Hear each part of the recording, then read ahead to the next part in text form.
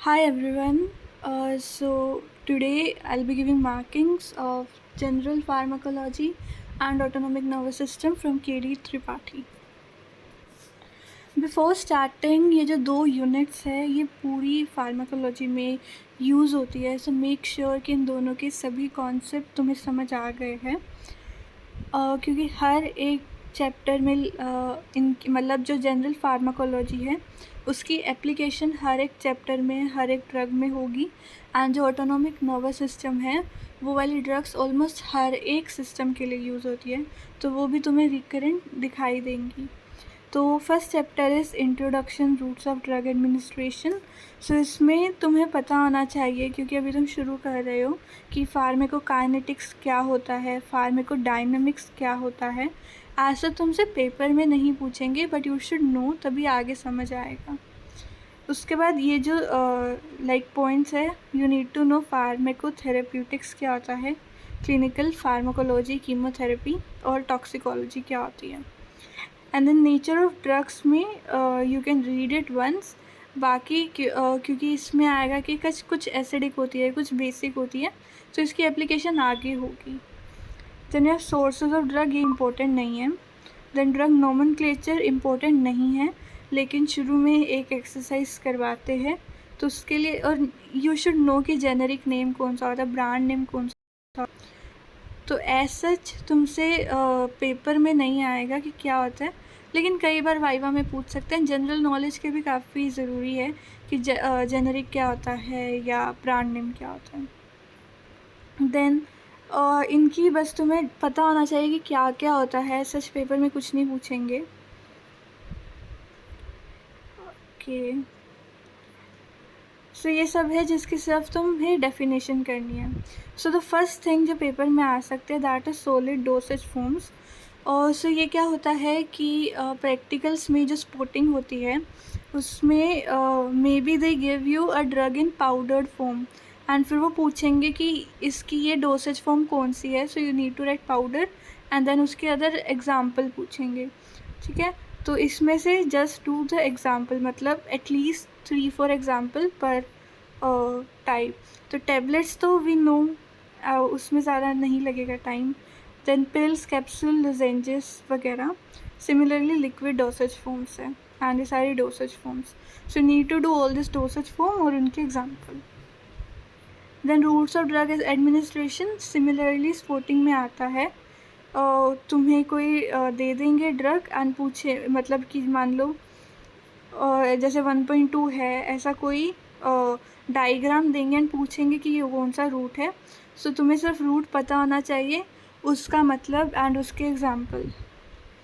ठीक है, बाकी अभी क्योंकि स्टार्टिंग में है, तो वाइवा में they can ask you advantages and limitation of these routes, so you need to do that too. Next is pharmacokinetics. So इसमें क्या करना है, सो ये पहला पे ज़्यादा इम्पोर्टेंट नहीं है, लेकिन ये जो 2.1 डायग्राम है, this you need to do, कि एब्जॉर्प्शन, मतलब फार्मेकोकाइनेटिक्स में 3 चीज़ें होती है, एब्जॉर्प्शन, डिस्ट्रीब्यूशन एंड एक्सक्रीशन। तो इससे तुम्हें बस यही करना है। उसके बाद ये तो सारा फिजियोलॉजी वाला है। So if you remember that, इसमें और कुछ एक्स्ट्रा पढ़ने की ज़रूरत नहीं है। देन एब्जॉर्प्शन में यू नीड टू डू ये कि ओरल एब्जॉर्प्शन में क्या होता है, ड्रग कैसे जाती है, तो रीड दिस।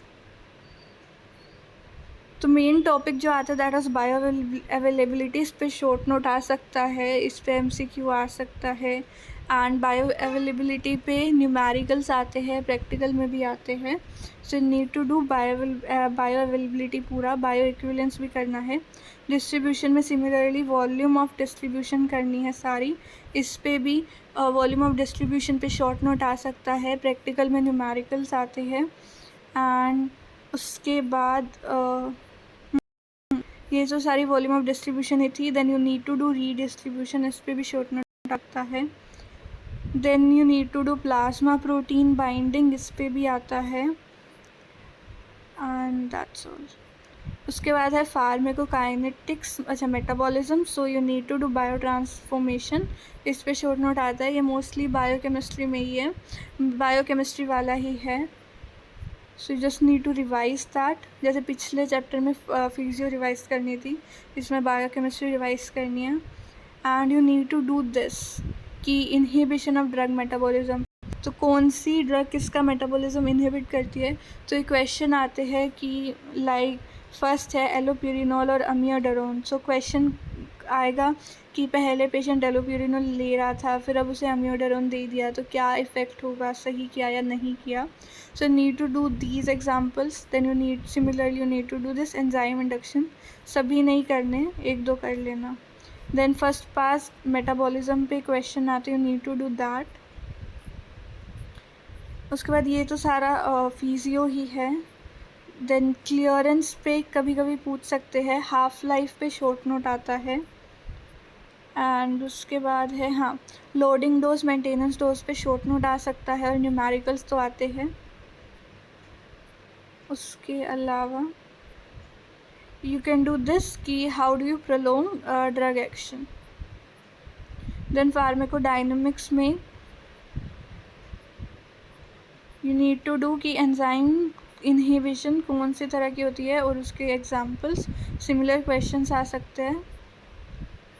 उसके अलावा do this, these are important, agonist, inverse agonist, antagonist, partial agonist, ये सभी क्या होते हैं, इनमें डिफरेंस क्या होता है।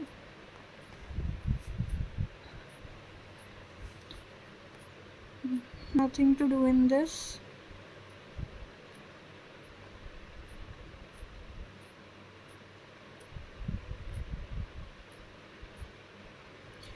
Then you do need to do dose response relationship, drug potency and efficacy, selectivity नहीं आता, synergism and antagonism पे short note आ सकता है, so do that. Next you have aspects of pharmacotherapy, so इसमें भी ये जो 4 terms है इसका मतलब तुम्हें पता होना चाहिए। फिक्स डोज कॉम्बिनेशन का मतलब पता होना चाहिए, इस पर शॉर्ट नोट भी आ सकता है। एंड उसके अलावा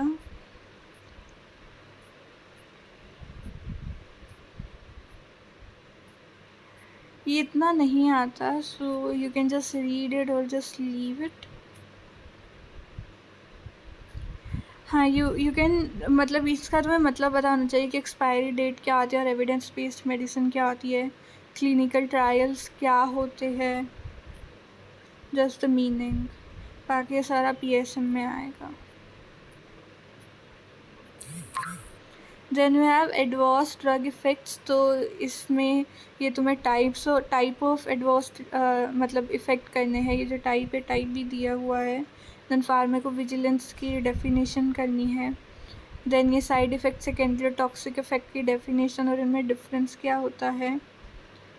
ड्रग एलर्जी की डेफिनेशन, बाकी इतना नहीं आता। हाँ ये ड्रग डिपेंडेंस और एडिक्शन क्या आता है, विड्रोवल रिएक्शन क्या आता है, टेरेटोजेनिसिटी क्या आते हैं, सिर्फ इनके definition meaning. So this was all about general pharmacology. So next is your autonomic nervous system, so which is a very important chapter. So इसमें सबसे पहले तुम्हें पता होना चाहिए ये वाला डायग्राम कि किधर कौन सा न्यूरोट्रांसमीटर रिलीज़ होता है, एंड ये सारे स्टेप्स क्या होते हैं। हाँ तो इस चैप्टर में तुम्हें सिर्फ करना है ये वाला डायग्राम कि किधर कौन सा और मतलब रिलीज़ हो रहा है, एंड न्यूरोट्रांसमीटर की निकलने की ये सारे स्टेप्स क्या होते हैं, इनहिबिशन क्या होते हैं। So read this chapter. Then cholinergic transmission में तुम्हें क्या करना है, सबसे पहले तो हाँ बॉट्यूलिनम टॉक्सिन कौन से स्टेप को इनहिबिट करता है, उससे पहले एसिटाइलकोलिन की फॉर्मेशन के स्टेप्स करने हैं। Then you need to do types of receptor, फिर ये वाला ये डिफरेंस इतना इम्पोर्टेंट नहीं है, तुम्हें सब टाइप ऑफ रिसेप्टर करना है किधर होता है। Like you need to do this table, agonist antagonist एक एक याद कर लेना। देन ये सभी रिसेप्टर किधर होते हैं, इनका काम क्या होता है याद करना है। ये वाला डिफरेंस करना है एन और एन में। देन कॉलिनर्जिक ड्रग्स में इनकी क्लासिफिकेशन याद करनी है। देन इनके जो एक्शन है, अगर तुम्हें पता है कि जो पैरासिम्पथेटिक सिस्टम है वो डिफरेंट ऑर्गन्स पे क्या एक्शन करता है, तो तुम्हें पता चल जाएगा कि जो पैरासिम्पथोमाइमेटिक ड्रग्स हैं वो उस ऑर्गन पे पैरासिम्पथेटिक सिस्टम जैसा एक्शन ही करेंगी। तो ये समझने वाली चीज़ ही है, मस्करिनिक एक्शन और निकोटिनिक एक्शन, ये पढ़ लेना। उसके बाद मतलब इंडिविजुअली तुम्हें क्या करना है, पाइलोकार्पिन में याद रखना है कि वो ग्लूकोमा में यूज़ होता है। मशरूम पॉइजनिंग में तुम्हें याद रखना है कि उसका एंटीडोट क्या होता है। एंटी कोलिन एस्टरेस में यू नीड टू डू सबसे पहले मैकेनिज़्म ऑफ एक्शन क्या होता है, and then you need to do, तो ये भी फार्माकोलॉजिकल एक्शंस आर सिमिलर। अगर तुम्हें पता है कि इन दोनों सिस्टम्स का काम क्या होता है तो तुम्हें समझ आ जाएगा। Then individually you need to do कि फाइजोस्टिगमिन की आई ड्रॉप्स यूज़ होती है। उसके अलावा कि ये जो टैक्रीन है वो पहले उसके लिए मतलब पहले यूज़ होता था, अब यूज़ नहीं होता, ठीक है। And then individual uses are similar. अगर तुम्हें पता है कि सिस्टम के इफ़ेक्ट क्या है तो तुम्हें समझ आ जाएंगे, तो एक बार पढ़ोगे तो याद रहेंगे। So need to do these uses. फिर मायोस्टेनिया ग्रेविस की ट्रीटमेंट पढ़नी है कि क्या होती है। एंड देन ये इम्पोर्टेंट है, एड्रोफोनियम टेस्ट ये करना है। उसके बाद यू नीड टू डू, हाँ, एंटीकोलिनेस्टेरेस पॉइजनिंग इज़ इम्पोर्टेंट। एंड इसमें ये देखना है कोलिनेस्टेरेस रिएक्टिवेटर। एंड इसमें ये क्वेश्चन भी इम्पोर्टेंट है कि ऑक्साइम को सिर्फ ओपी पॉइजनिंग में यूज़ करते, कार्बामेट पॉइजनिंग में यूज़ क्यों नहीं करते। सो next is anticholinergic drug. Do this classification, ये वाला पूरा चार्ट करना है। एक्शन सिमिलरली तुम्हें सिस्टम का एक्शन पता होना चाहिए, फिर इस ग्रुप के एक्शन अपने आप पता चल जाएंगे। उसके बाद ये इतना इम्पोर्टेंट नहीं है।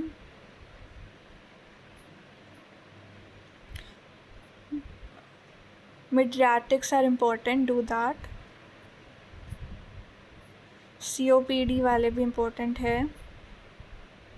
सो मिड्रियाट्रिक और cycloplegic is important. And parkinsonism वाले इम्पोर्टेंट है, लेकिन वो CNS में ज़्यादा आएगा, ठीक है। ये डू द साइड इफ़ेक्ट्स, तो ये भी कॉमन है। अगर कोई सिम्पथेटिक को स्टिमुलेट कर रहा है तो उसके साइड इफ़ेक्ट क्या होंगे, और जो मतलब कि उसका दूसरे काम जो हमें नहीं चाहिए, क्योंकि सिम्पथेटिक सिस्टम तो हर एक ऑर्गन पे एक्ट करेगा। सो मतलब इस लॉजिक से इनके साइड इफ़ेक्ट याद करना। Then nicotine is important, treatment of smoking suggestion is important. Then ये क्लासिफिकेशन करनी है ड्रग्स की। देन एड्रेनर्जिक ट्रांसमिशन में similarly you need to do this flow chart कि फिनाइल एलानिन से टायरोसिन बनता है, उससे डोपा देन डोपामीन, क्योंकि इसी के ही इनहिबिटर ड्रग में यूज़ होते हैं। इसकी सारी डिटेल्स नहीं करनी। Do this chart. उसके बाद एड्रेनर्जिक ड्रग के एक्शंस करना, ये वाला मतलब टेबल से। देन ये एडमिनिस्ट्रेशन प्रिपरेशन इतनी इम्पोर्टेंट नहीं है। डू द एडवर्स इफ़ेक्ट्स, हाँ, तो तुम्हें डोब्यूटामिन करना कि शोक में यूज़ होता है। एफेड्रिन करना है कि किधर यूज़ होता है। Phenylephrine is important. Selective beta two stimulants are important, ठीक है। ये नेज़ल डीकंजेस्टन वाला टॉपिक भी पढ़ लेना। उसके बाद थेराप्यूटिक यूजेस, हाँ, शोक वाला डू पूरा ये शोक वाला पार्ट।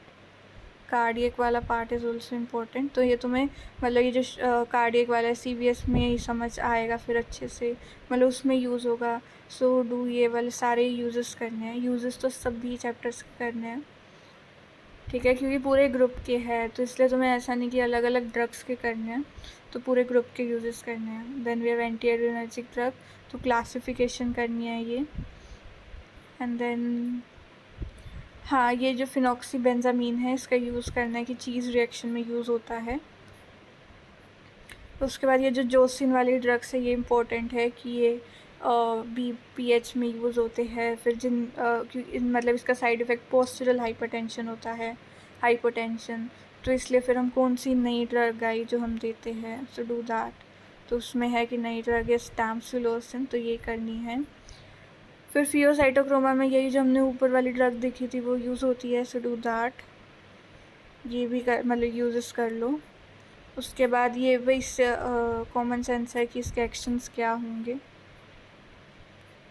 एडवर्स इफ़ेक्ट भी ऐसे ही आ जाएंगे अगर तुम्हें पता है कि पैरासिम्पथेटिक और सिम्पथेटिक का काम क्या होता है। तो उसके बाद इसमें से नाम कर लो बस इनके कि सिलेक्टिव कौन कौन से होते हैं। सभी का नाम लोल सेंड होते हैं। यूजेस तुम्हें समझ आ ही जाएंगे। हाँ, ये दोनों के नाम याद कर लेना, अल्फ़ा प्लस बीटा जो दोनों को ब्लॉक करते हैं, डिस्लाबीटालोल और carvedilol. Then drugs for glaucoma सारी करनी है, ये वाला टेबल फ्लो चार्ट कर लेना उसका मैकेनिज्म एंड सारी drugs. Okay, so that's all for general pharmacology and ANS.